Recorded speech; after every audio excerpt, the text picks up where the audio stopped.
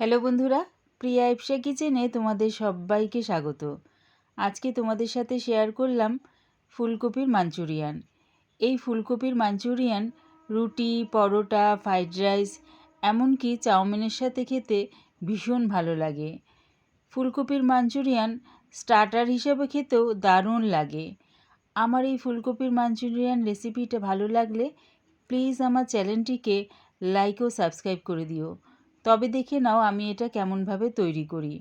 একটা মাঝারি সাইজের ফুলকপি ছোট ছোট টুকরো করে কেটে নিয়েছি। আর দেখো ফুলকপির ডাঁটিটা বেশ খানিকটা কেটে বাদ দিয়েছি। ফুলকপিগুলো কেটে ভালো করে ধুয়ে নিয়েছি। গ্যাসটাকে হাই ফ্লেমে রেখে একটা জল সমেত পাত্র বসিয়ে তার মধ্যে দিয়ে দিলাম হাফ চামচ নুন। নুনটা ভালো করে জলের সাথে মিশিয়ে যখন জলটা ফুটে যাবে তখন ফুলকপিগুলো দিয়ে একটু ভাপিয়ে নেব। একদম সেদ্ধ করব না, গরম জলের মধ্যে ফুলকপিগুলো দিয়ে নাড়িয়ে চাড়িয়ে নামিয়ে নিচ্ছি। আমি ফুলকপিগুলো একটা ছিদ্রওয়ালা বাটির মধ্যে রাখছি, তাহলে দেখবে জলটা খুব সুন্দরভাবে ঝরে যাবে। তোমরা চাইলে ঝুড়ির মধ্যেও রাখতে পারো। ফুলকপিগুলো নামিয়ে একটু ঠান্ডা করে নেব। ততক্ষণে একটা ব্যাটার করে নিচ্ছি। একটা পাত্রের মধ্যে দিয়ে দিলাম 4 চামচ ময়দা, 2 চামচ কর্নফ্লাওয়ার, দিচ্ছি কালারের জন্য 2 চামচ কাশ্মীরি লঙ্কার গুঁড়ো। কাশ্মীরি লঙ্কার গুঁড়োটা দিলে দেখবে কালারটা খুব সুন্দর হবে। দিলাম 1 চামচ আদা রসুন পেস্ট, স্বাদ অনুযায়ী নুন, আর দিচ্ছি 1 চামচ গোলমরিচ গুঁড়ো। সব কিছু আগে ভালো করে মিশিয়ে নেব। ভালো করে মিশিয়ে নিয়ে এবারে অল্প অল্প জল দিয়ে একটা ব্যাটার তৈরি করে নেব। একেবারে অনেকটা জল দিয়ে ব্যাটার করো না, কেননা ব্যাটারটা আমরা খুব একটা বেশি পাতলা করব না। তাই অল্প অল্প জল দিয়ে একটা ব্যাটার তৈরি করে নিচ্ছি। দেখো ব্যাটারটা ঠিক এরকম রেখেছি, খুব একটা পাতলাও করিনি আবার খুব একটা ঘনও করিনি। এবারে ফুলকপিগুলো এর মধ্যে দিয়ে ভালো করে মাখিয়ে নেব। ফুলকপিগুলো যখন ঠান্ডা হয়ে যাবে তখন ব্যাটারটার মধ্যে দিয়ে ভালো করে ফুলকপির সাথে মাখিয়ে নেবে ব্যাটারটা।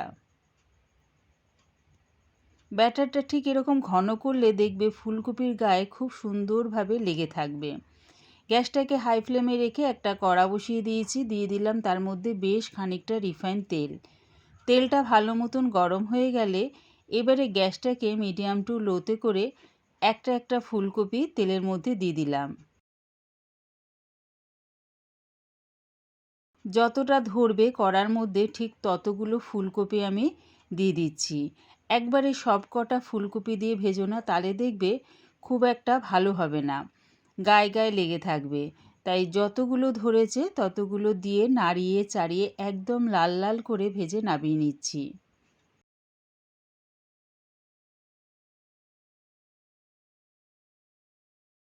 ওই একইভাবে সব কটা ফুলকপি আমি ভেজে নিচ্ছি। এই রকমভাবে ফুলকপিগুলো ভেজে একদম মুচমুচে করে নামিয়ে তোমরা এমনিও কিন্তু পকোড়া হিসেবে খেতে পারো। সব কটা ফুলকপি দেখো আমার ভাজা হয়ে গেছে, এবারে নামিয়ে নিলাম।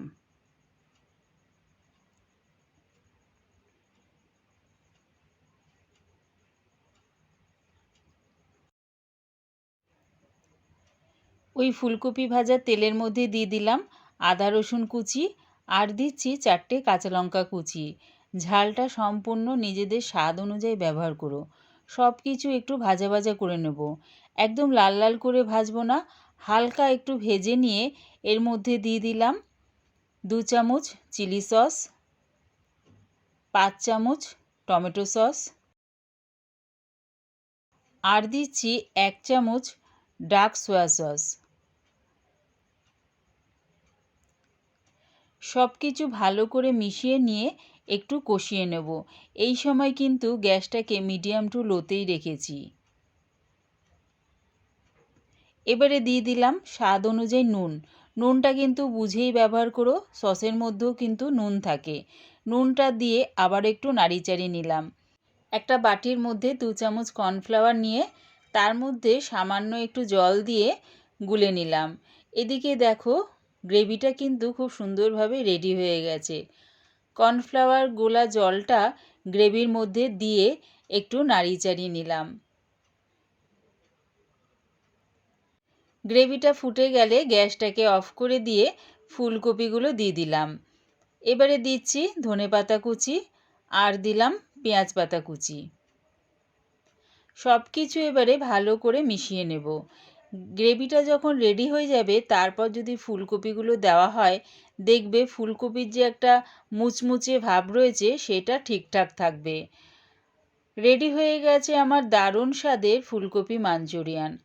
আমার এই ফুলকপির মাঞ্চুরিয়ান রেসিপিটা পুরো দেখার জন্যে প্রিয়া ইপসা কিচেনের থেকে তোমাদের সবাইকে অনেক ভালোবাসা রইল।